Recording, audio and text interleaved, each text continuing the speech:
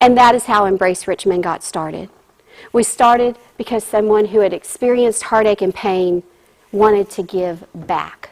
And we started out quite simply. So I said, cool, find out what's going on in your neighborhood and how we might be a blessing to other people. Shannon started identifying her neighbors, and we started providing stuff, and it started with beds. What we discovered is people exiting our homeless shelters had no furniture. And when Shannon moved into her place, I sent an email out to the women in my women's ministry and said she's sleeping on the floor and the baby's in an infant carrier. She had no baby bed, nothing. And within 48 hours, we completely furnished her apartment. So it's not that there's not enough stuff, it's just a little misallocated.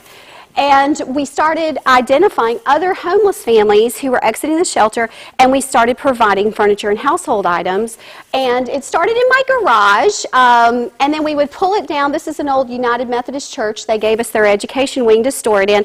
And every week, my group from Woodlake would come down and join friends who had experienced homelessness who were forming a team, and we did all this together. And every person who came to receive something, we said, I told them the story I just told you.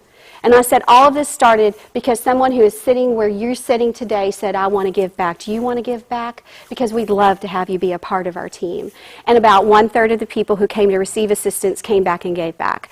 And that's where I experienced the richest expression of what it means to be the beloved community of people serving together. We would eat fried chicken, share a life together, and pray with one another.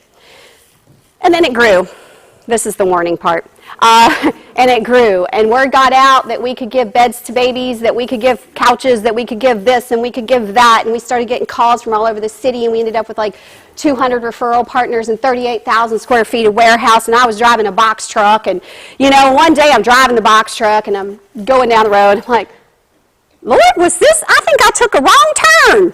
Because I was in seminary. This is not what I had envisioned.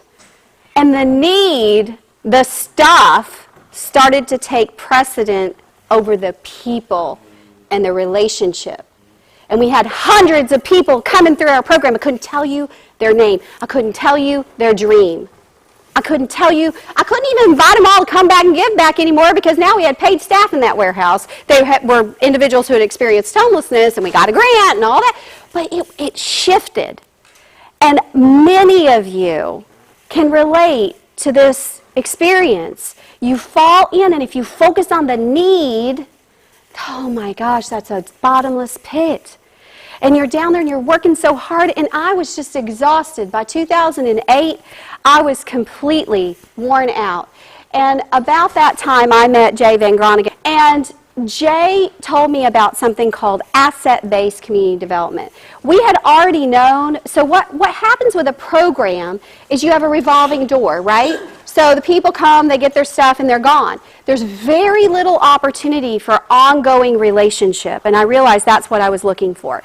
And so we shifted to community building.